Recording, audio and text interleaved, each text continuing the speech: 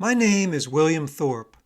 I am Dr. Rhein's nephew and have lent my voice to my late Uncle Bill to enable him to tell his story in the first person.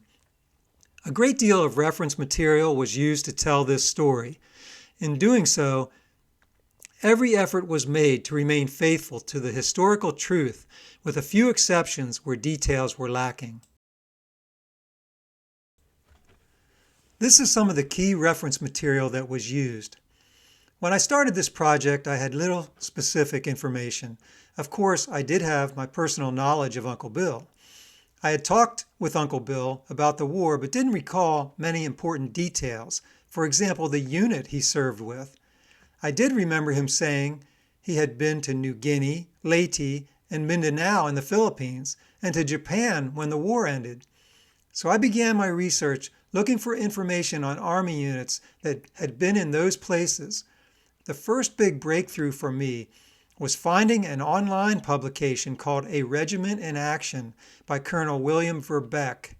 This publication is essentially a history of the 21st Infantry Regiment in World War II, put together by the man who commanded the 21st Infantry.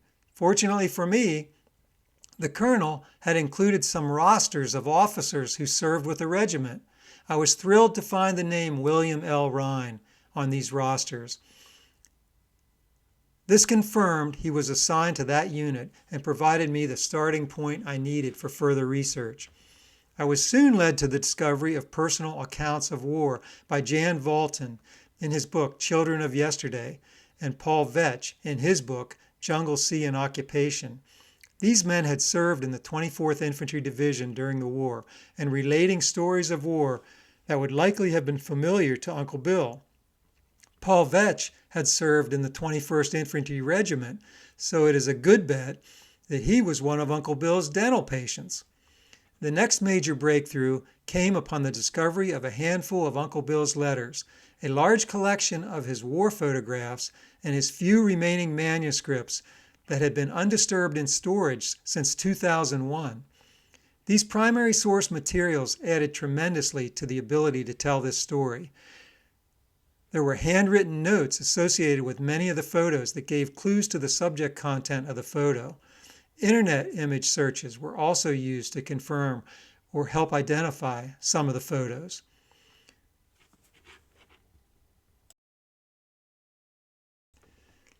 Other reference materials provided historic information about the Army Dental Service in World War II, the various island campaigns where the 21st Infantry Regiment was involved, and the regiment's activities during the military occupation of Japan after the surrender.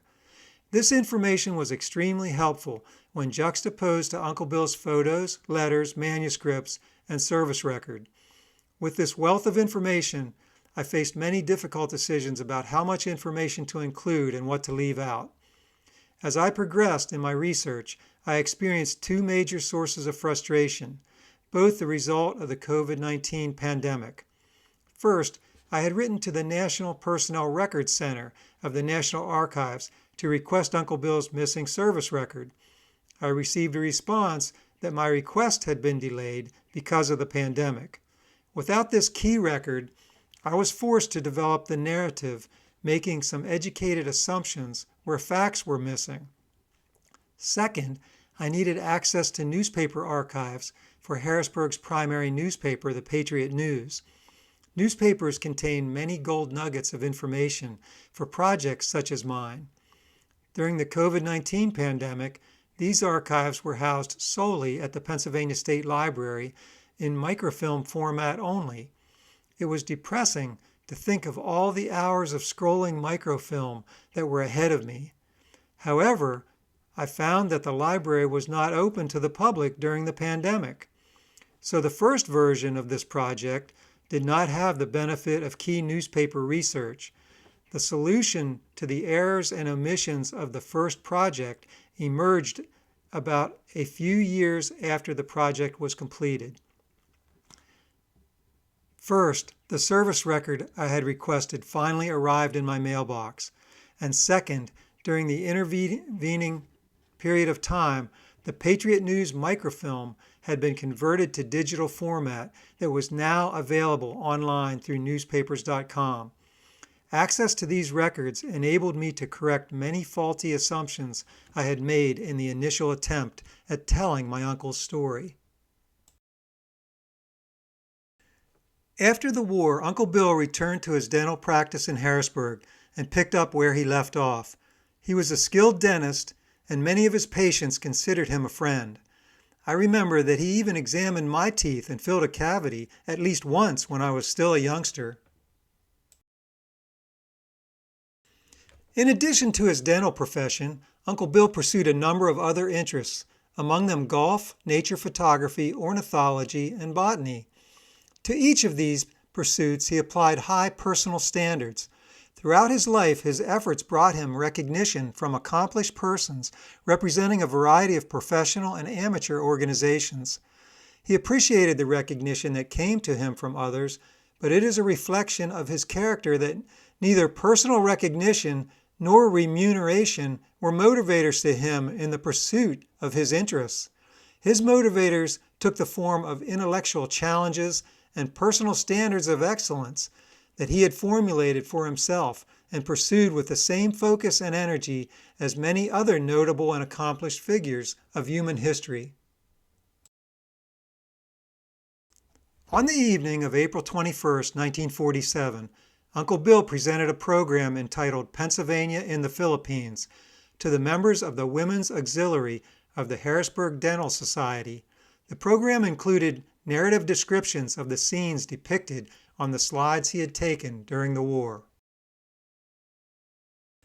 Throughout his life, Uncle Bill continued his interest in observing the behavior of birds and photographing them.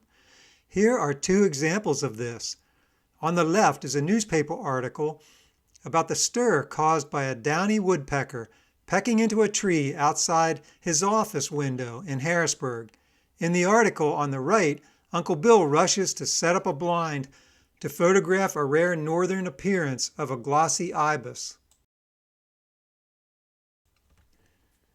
The text for the next 4 slides was largely derived from an article entitled Return to Durango by Tim Gallagher, published in the journal Living Bird, November 2011.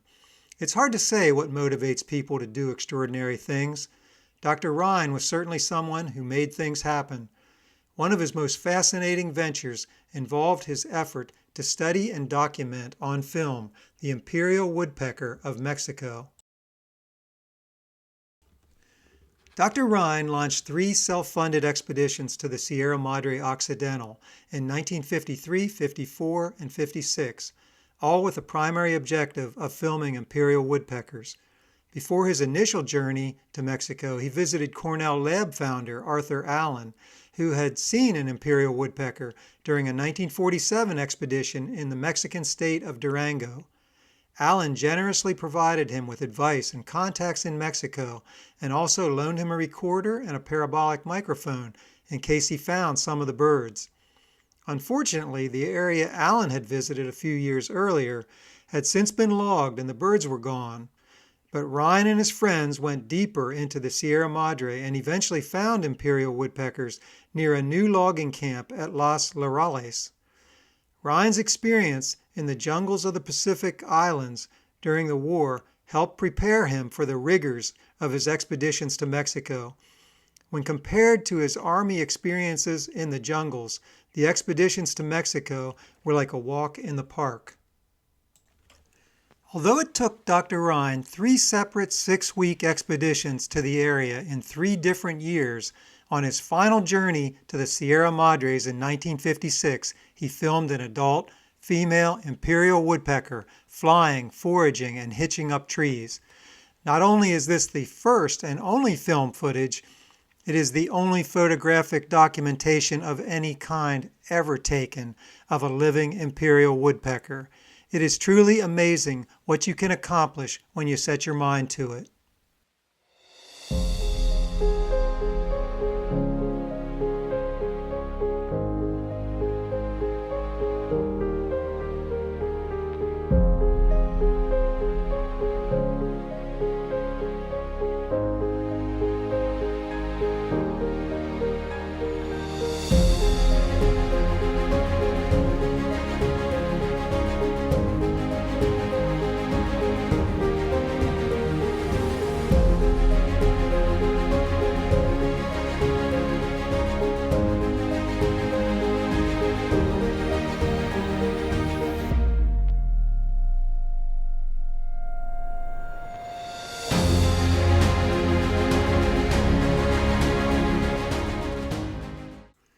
These paintings are an artist's representation of some of the frames from Uncle Bill's film from his 1956 expedition to the mountains in Durango, Mexico.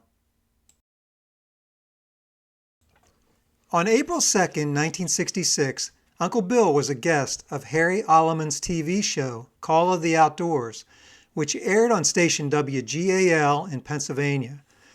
On the program, Uncle Bill was interviewed about his work filming nesting ravens in 1942 and 1943.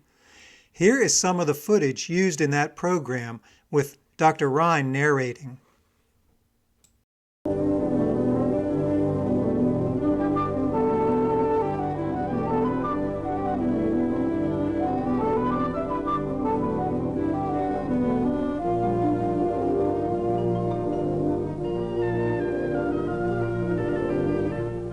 Presenting the sports feature, Call of the Outdoors. Brought to you by the Gladfelder Pulpwood Company of Spring Grove, Pennsylvania. Your television guide on Call of the Outdoors is Harry Alleman, former director of the Pennsylvania Division of the Isaac Walton League and well-known York, Pennsylvania sportsman and conservationist. Here's Harry Alleman. Hello there. One of the most interesting of our native birds in Pennsylvania is the raven. To most people, it looks like a big crow, but there I think the similarity ends. And we'll be back in a few minutes to introduce our guests and tell you more about this interesting bird. Now, I'm sure that most of you folks will recognize our guest today. He's Dr. William T. Rhein, well-known dentist of Harrisburg. And many of you may not know, however, that the doctor is an excellent photographer and nature student, and he's produced some very, very interesting films. The one which we're going to tell you today is the story of the raven. And Doctor, it's a real pleasure to have you here with us today. Glad to be here, Harry. I was always interested in some form of life, especially the wildlife, also the plant life. My memory, believe it or not, goes back to the age of 3, when my folks always had some type of pet around the house. Well, later on in life, my feeling for wild things in nature more or less became more profound. And I felt that my next step would be to purchase a camera, which I did with the idea of recording some of these little niceties that I see when I go on these little trips into the woods and over the forest and through the fields. And that has held to this day right now. However, I feel that the people that go into the mountains and out along the streams, they may be hunters, they might be fishermen, or just a person like myself that takes the camera along and the binoculars and makes certain recordings. But nevertheless, there is a fundamental feeling between all of these people, and that is that they appreciate the beauty of the things that are to be found in the great outdoors. That's right. At one time, this was the home of the mountain lion, the timber wolf, the wild turkey, the barred owl, and of course, finally, the raven. You've now located a raven's nest. That is, this was the object of this search in the pictures that went ahead. You were actually looking for a raven's nest, and here you've found it. And the picture that you just saw was the raven flying. That was the actual raven taken right on the spot. And of course, we were there at the time when the raven should have young. And we knew that when this bird came out to meet us, that it evidently was somewhere around nesting in these trees due to the fact that there were no cliffs. Ravens like to nest in cliffs, too. But it wasn't too long that we finally found the nest up in a virgin tree. It was up about 85 feet in the air. Now, you had a problem. Once you located the nest, to get film of it, you had to get up somewhere on a level with it in order to find it, to film the raven feeding its young. Now, Doctor, take up the narration from here, please. Well, if you notice closely, you'll see that the bird feeds by regurgitation, and that is applicable to many of the higher form birds. Some birds bring their food in there in their talons, and for example, like the birds of prey, and they tear the food apart and feed it to their young. But the raven, being a bird that is classified as a passerine bird, one of the passeriformis birds, brings its, it finds its food, and it does one characteristic thing which is notably in evidence to all the birds that belong to the same family. For example, like the jays and the crows. When they find a little food, believe it or not, they cache that food. And then they come back. The blue jay does the same thing. That's if you right, get the blue jay a lot of nuts, he'll carry them off, hide them someplace, and then at his own discretion, when he feels a little hungry, he'll come back for that food whenever he feels like it. So here you'll notice the raven coming in, feeding. Now, I was unable to photograph every day that I was in the blind. I was in the blind for 2 weeks. Now, not at nighttime, but every day. And the only time that I deemed it was necessary to run the camera is when the light was on the subject. That's right. So you have no opportunity here to realize just how much food, incidentally, it's feeding a mushroom right now. But you have no idea the variety of food that the bird feeds. You notice there you can see her bring this up, as you say, regurgitating the food that she had... Feeds by regurgitation. That's right. And you'll notice she also feeds one bird, and when that nervous stimulus in the throat closes off that throat, she's aware of that and carries that on to the other bird. To the next bird, that's right. And of course, sometimes one bird will swallow a massive amount of food. Yeah. And the fact that they have to be fed a lot, all birds, their body temperature is extremely high. Yes. And for that reason, some birds can eat their own weight. Food their own in respect to weight twice a day. Yeah, that's right. So it requires both the parents foraging all around in this wilderness area to... By the way, did both the parents feed? That is, both the male both and the the parents fed. You may have noticed there, one time a bird on the throat had a lancelet feather that was dislocated a little bit. I see. I knew that bird every time it came in. The other one was sleek in appearance. This way you could tell what it was... Well, that way I could tell the bird. There's the one there. That's the one I'm referring to. You don't know whether that was the male or the female because there's no difference. That I couldn't tell, and... you just knew it was one of the parents. I knew that both birds were feeding, and I'm certain that both birds hunt for food. How long do they stay on the nest, by the way, before they fly?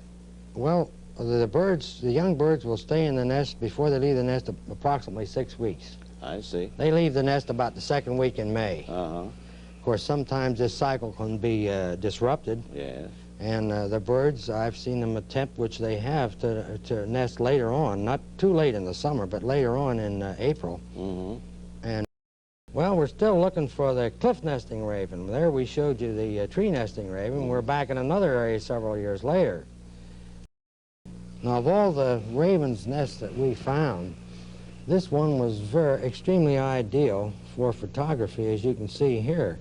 There was a western exposure, and I had my blind 55 feet west of the cliff. There was a great crevasse between the two of us there, and to reach the cliff there where the nest was, you had to come up the back side.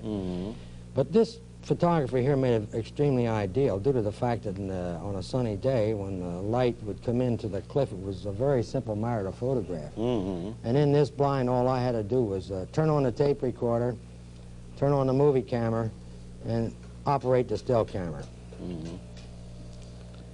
Now, actually, most of our ravens nest on cliffs, in remote cliff faces, more so than in trees, don't they? The majority of raven that remain to this day here that is in this area, that's Pennsylvania right. nest on cliffs. But I think we'll find, fortunately, that this is one of the birds that has survived the laws of evolution and the forces of evolution, and I hope that it continues to survive. But every time I see one, I'm inclined to feel that I'd like to think that we are now seeing a relic from the past, a bird from the wilderness days. All the movies of the raven, and all those pictures that you saw, with the exception of a few, were taken before the Second World War. During his lifetime, Uncle Bill filmed many other birds, including bald eagles, red-headed woodpeckers, pileated woodpeckers, and ospreys.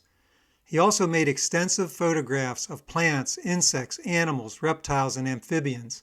The majority of his existing film documentaries and still photographs have been transferred to digital format. The slides that follow contain examples of his nature photography.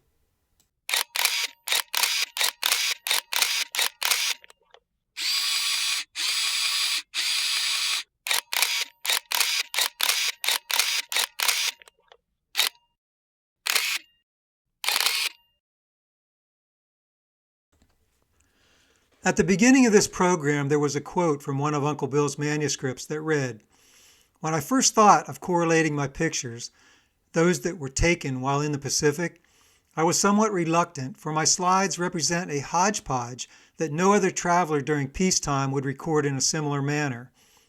Being with an infantry unit, I had to snap the shutter when and only when time permitted. This in itself can be confusing, for it eliminates much continuity that many times is desirable. If I might be allowed to tell the story in my own way, I'll rely chiefly on a day-to-day diary that I manage to keep. Perhaps the pictures may not be too clear, but I hope in a way they will portray an inkling of reality.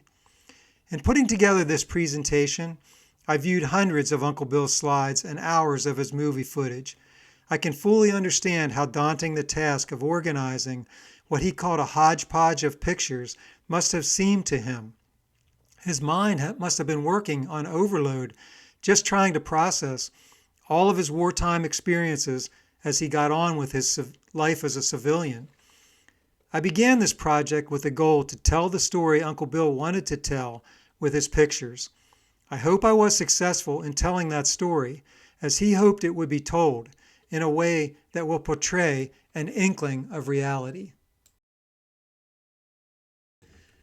The Journal of the American Rhododendron Society published this memorial tribute to Uncle Bill. Dr. William L. Rhein passed away on October 3, 1999. He was a founding member of the Susquehanna chapter of the American Rhododendron Society, which honored him with their bronze medal, and an associate of the Valley Forge chapter since 1970. His primary interest was in producing a yellow, flowering rhododendron whose hardiness would allow it to survive Pennsylvania winters. Over a 25-year period following his retirement from dentistry, Dr. Rhein successfully hybridized a number of these yellow plants, as well as others with salmon, purple, and light blue trusses. He is included in Homer Sally's new list of hybridizers. Dr. Rhein also received numerous awards for his nature photography, and his photographs of birds and wildflowers appear in a variety of publications. His lifelong devotion to the natural world, captured mostly in his photography, led him to many remote areas, studying species as diverse as the Imperial woodpecker, the Pennsylvania raven, and the wildflowers of the Keystone State. These photos of Uncle Bill and wife Aunt Wilma represent the dawn and twilight of their years together. The photo on the right was taken in their later years, after Uncle Bill's retirement from dentistry, at his country home located a short distance from the town of Lewisberry. Uncle Bill considered this home, situated on 15 acres of woodland glades and open space, to be his paradise on earth. On the 3 acres immediately surrounding the house, Uncle Bill predominantly planted rhododendrons. This self-taught botanist hybridized many of the varieties himself. There are a number of 3-foot wide meandering pathways that provide access through the plantings. In an article published in the York Daily Record on March 31, 1986, Uncle Bill is quoted, quote, "I don't have to die to go to heaven. I'm here right now. That may sound egotistical, but that's the way it is," unquote. The life of this remarkable and talented and accomplished man, William L. Rhein, came to an end on October 3, 1999. His death was followed 2 years later by that of his wife Wilma on December 2, 2001. This presentation has been created as a tribute to their memory. At the beginning of this presentation, in a statement from one of his manuscripts, Uncle Bill challenged us, his audience, to look beyond the outer fringes of the jungle. As I read and reread these words, it occurred to me that the word jungle can be viewed as a metaphor for wherever we happen to live. It doesn't have to be some remote tropical island. In this sense, the challenge to us is to look beyond the surface of our surroundings, to apply ourselves in trying to understand and appreciate them. We should do this with energy and persistence, striving toward that which we find important and meaningful. By preserving the images he saw on film, Uncle Bill could share them with us. Through them, we could be transported, along with him, to the Pacific theater of the war without actually having to face an enemy soldier a tropical disease, or a deadly crocodile. He had used his camera to look beyond the war to show us those scenes. His photographs capture images that convey a broader story. He did this with the photographic technologies of the time. His film had to be sent out to labs for development from negatives. From that, they were then made into slides or prints. Digital technologies with their instantaneous images and photo enhancement capabilities had not yet been invented. I think Uncle Bill would be pleased that I have been able to convert his photographs to digital format and to use modern technologies to organize them into this presentation to tell his story. I also think he would be pleased that others would take the time to learn about it. Though I have learned a great deal about Uncle Bill's experiences during World War II, there are still many unanswered questions. My biggest regret is that I didn't begin this project while Aunt Wilma and Uncle Bill were still here. I'm sure I could have learned so much more about Uncle Bill's time as a soldier. The unanswered questions will remain lost pieces of the puzzle of Uncle Bill's story of World War II. It was disappointing to learn that Uncle Bill kept a day-to-day diary during the war years, but that diary could not be found. Also, had the letters Uncle Bill sent to his wife, my Aunt Wilma, been available, they would have provided a treasure trove of historical information. Encoded within at least some of those letters were secret messages. How did I know that? I know it because Aunt Wilma told me they had created the code system before Uncle Bill went overseas to get around military censors. Unfortunately, Aunt Wilma never revealed to me just what that system was. The missing diary, missing correspondence, and the key to the letter code would have added a great deal to the understanding of Uncle Bill's experiences during the war. There are several photos taken in Hawaii that remain a mystery. The first shows a Hawaiian man reading a native language newspaper. An investigation revealed the date of the newspaper to be February 26, 1941. This was before the attack on Pearl Harbor and the United States' entry into the war. The other three photos from Hawaii are of the Mauna Kea volcano, Rainbow Falls, and a fern forest. The circumstances surrounding the taking of these photos remains a mystery. The photos suggest that Uncle Bill was in Hawaii. Could his ship have stopped there when he was returning from Japan after the war? Did he vacation there before the war? It seems strange I could find no other photos from Hawaii that would have been associated with an extended stay there. Among Uncle Bill's papers, I discovered an official certificate promoting him to the rank of Lieutenant Colonel in the Army Reserve on June 14, 1954. This was confusing, since his military record indicated he was released from active duty on September 7, 1946. He was separated from service at Fort Dix, New Jersey. I was not aware he had remained in the Army Reserve, but it appears that that was the case. I could not find any record of the termination of his reserve status. And then there are some perplexing bird photos. These bird photos were found among the photos Uncle Bill took during his time serving in the Army in the Pacific and are of similar vintage. There were no notes with the photos to indicate where the shots were taken. When the identity of the birds was determined, it was surprising to find that they are not native to any of the places where Uncle Bill went with the Army. A likely explanation could be that Uncle Bill photographed the birds at a zoo, maybe the Harrisburg Zoo, where he frequented in the 1930s.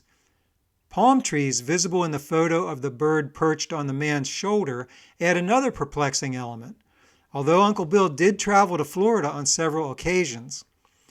One thing is certain, Uncle Bill had a keen interest in birds, especially the larger species. Before and after the war, he searched for nesting areas of the raven in Pennsylvania. The raven is a large bird standing 26 inches tall and with a 4-foot wingspan. In appearance, ravens resemble very large crows.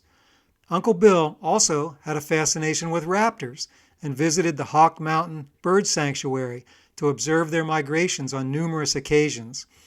After the war, he made 3 expeditions to the mountains of Mexico in search of the Imperial woodpecker, an extremely large species of bird standing 21 inches tall with a 30-inch wingspan.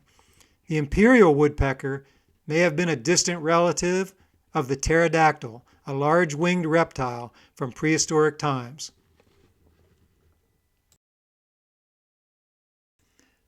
I would like to conclude this program by relating a few of my personal memories of Uncle Bill and Aunt Wilma. I hope these memories will aid in the understanding of what it was like to know these remarkable people. Having an uncle for a dentist can be a mixed blessing. On the one hand, there is someone in the family who can fix a toothache. On the other hand, you may wonder if the next visit to his house will include a dental checkup. When my brothers and I were youngsters, we sometimes went to Uncle Bill for our dental checkups. After these checkups, our Aunt Wilma, who was Uncle Bill's office assistant, always gave us a pack of chiclets, a new toothbrush, and a small tube of toothpaste. We especially enjoyed the chiclets. Uncle Bill's dental office was on the first floor of a 3-story brownstone building on Market Street in Harrisburg. Uncle Bill and Aunt Wilma lived on the 2nd floor and rented out the apartment on the 3rd floor. The building itself was beautifully constructed and ornately decorated inside. Their 2nd floor residence was decorated in the high style, reminiscent of classic movies from the golden age of Hollywood. There were high ceilings, large windows with elegant curtains, and fancy furnishings. Their residence featured a den and a large formal living room in the front of the building for entertaining. On our family visits after dinner, we gravitated to the interesting objects, paintings, and books of the den and to the living room where there was a brass container filled with exotic seashells Uncle Bill had collected in the South Pacific Islands while serving in the Army in World War II. Our Uncle Bill was a nature photographer. One of his more unusual subjects was a tarantula he had acquired. He kept the tarantula in a glass aquarium with a wire screen on top. On one of our visits, we made a beeline to see the tarantula. It wasn't in the aquarium. We asked Uncle Bill where it was. He told us the tarantula had escaped into the house. We were terrified. Uncle Bill tried to reassure us. He had looked for the tarantula for several weeks without success and had concluded that it probably crawled into an air duct looking for food and had likely died there.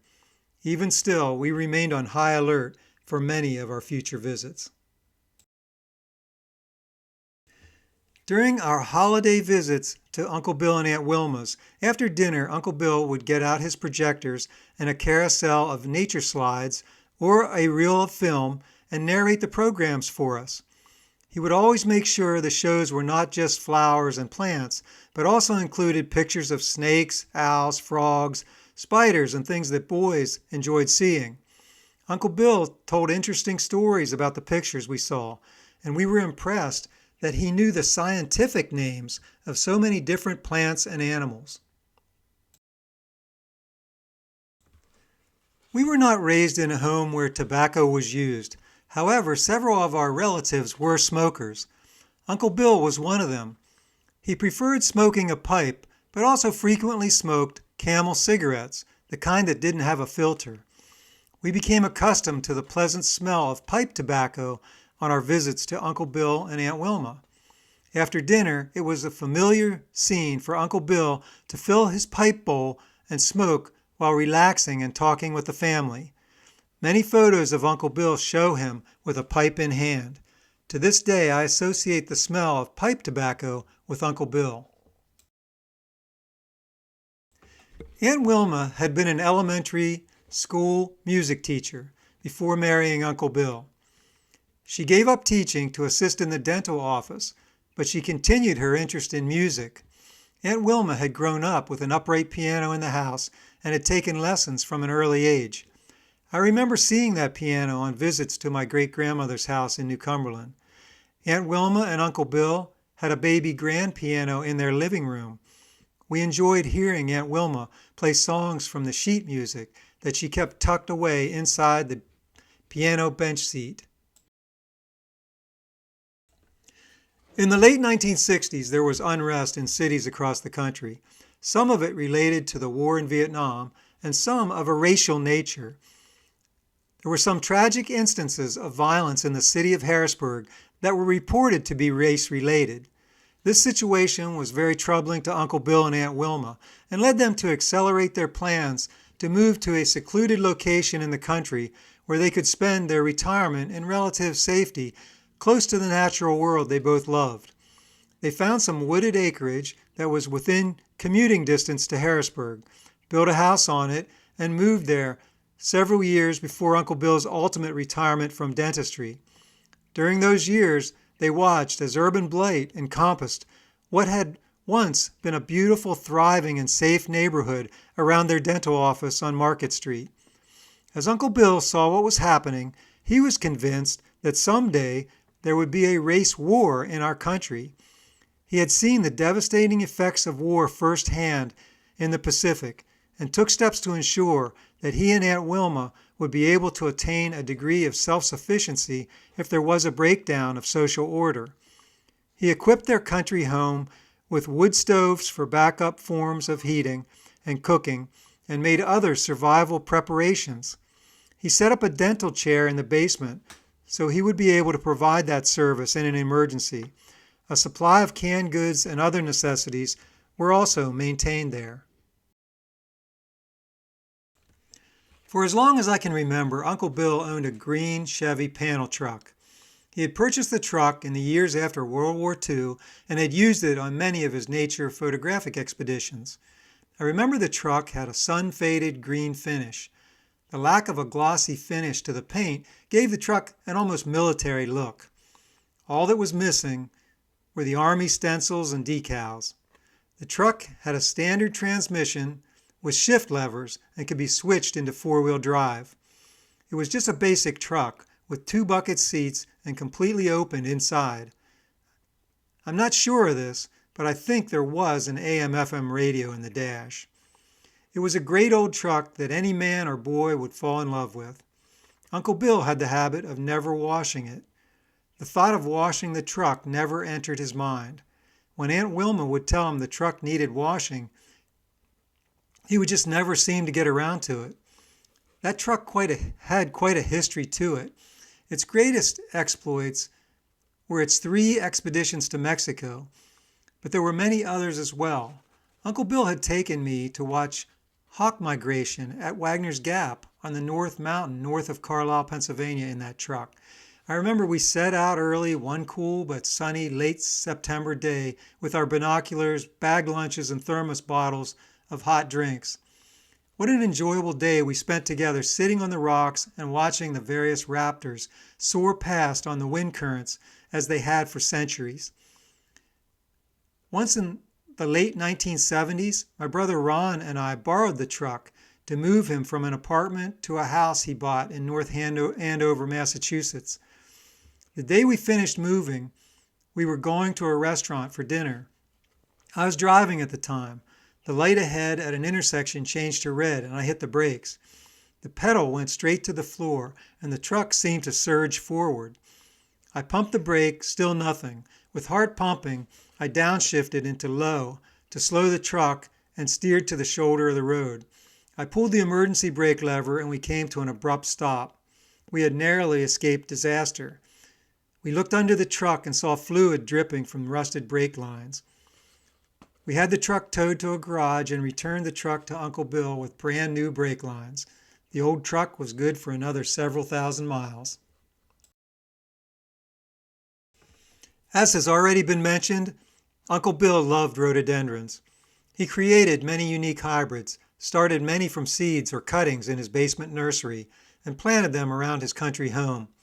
Before the planting could be done, there was lots of work involved in removing thick roots and rocks from the ground that had been previously forest around the house. Uncle Bill needed all the help he could get. He asked my brother Chris and I if we would be interested in helping him a few days a week to earn some money in the summers. This was appealing since the only other job available to boys at our age was delivering newspapers. The work mostly involved removing the roots and rocks from beds where Uncle Bill intended to plant the rhododendron. We used shovels, picks, digging irons, and hatchets to cut through the thick network of roots.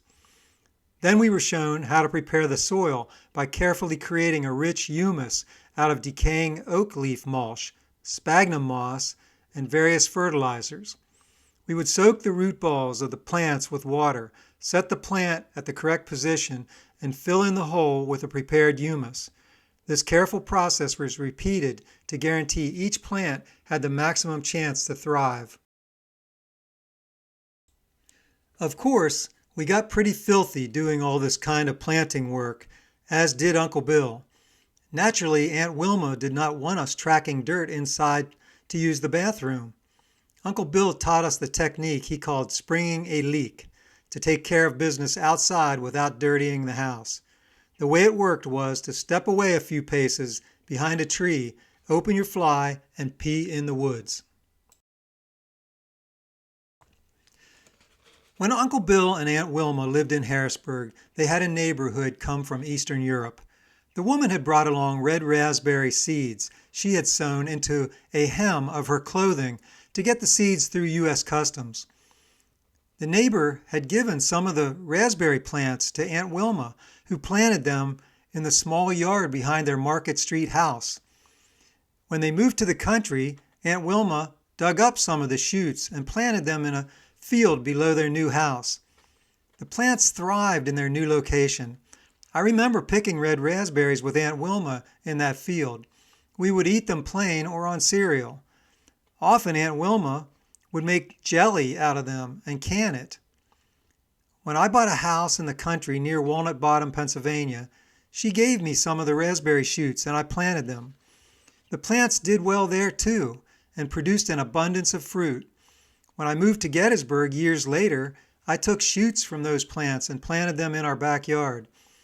I have enjoyed fresh red raspberries from those plants for many years and even been successful in canning many jars of jelly from them. We grew up hearing stories about Uncle Bill's adventures searching for the raven in Pennsylvania and for the Imperial woodpecker in the mountains of Mexico. Uncle Bill was different from most of the people we knew. To us, he was like the famous explorers and scientists we read about, almost like our own Indiana Jones. He was a special guy in our minds. For as long as I can remember, Aunt Wilma and Uncle Bill did their shopping for meats and produce at farmers' markets. This had been the custom of their generation and that of their parents. On the days the market was open, farmers would load their fresh meats and produce into trucks and bring them to sell. The markets resembled large pole buildings. Some of them even had dirt floors. On market days, they were a bustle of activity. The majority of farmers' markets closed after modern supermarkets came into the scene. A few still exist here and there. I feel fortunate to have had the opportunity to accompany Aunt Wilma and Uncle Bill on some of their shopping trips to the farmers' markets. It was interesting to see how they operated. Aunt Wilma knew the stands to go to for the best cuts of meat. She knew where to find the best vegetables, fruits, and baked goods. She knew the names of the people working at her favorite stands and conversed with them as friends. These markets established direct connections between producers and the consumers of their foods, something which is lost at a supermarket. In the late 1980s, recycling began to take hold in the United States among conservation-minded people. I first experienced separating trash and taking it to a recycling center while living in the town of Hatfield, Massachusetts in 1990. We were charged for trash collection. However, there was no charge for recycling. So there was a financial incentive to practice conservation and reduced waste entering landfills. Aunt Wilma was far ahead of this new conservation movement. She had been practicing conservation long before it came into vogue. Her thinking was always with an eye to minimizing waste. She found ways to repurpose almost everything. She took her own homemade cloth bags to market. She diverted food waste to compost.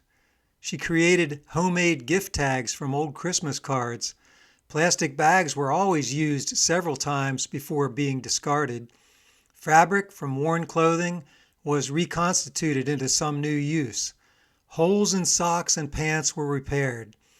There were so many ways that she practiced the art of conservation throughout her life. She was resourceful. Uncle Bill and Aunt Wilma did not spend much time watching television. They did not have cable television by choice, which limited them to the few stations that were received by antenna. The television was rarely on in their house. In fact, the only programs I ever remember them watching on my numerous visits were the McNeil-Lair NewsHour on public television and golf tournaments. It is very fortunate that my sons Daniel and Christopher had the chance to know Uncle Bill and Aunt Wilma. Aunt Wilma and Uncle Bill had known my mom since she was young. They had known my brothers and me since we were born. Now they also knew my sons in the same way. This is quite something to reflect upon. Though Uncle Bill and Aunt Wilma never had children of their own, they were well suited for their roles as aunt and uncle to their numerous nephews and nieces. There is one funny bit of magic I recall that Uncle Bill enjoyed doing with my sons. He would make it appear that he could take off his thumb by cleverly bending his thumb and concealing the first knuckle joint. As he set the trick in motion, he would utter the magic words, yabba dabba woo woo, while pretending to pull off his thumb. Of course, the children quickly caught on to the joke, but it would always bring a smile.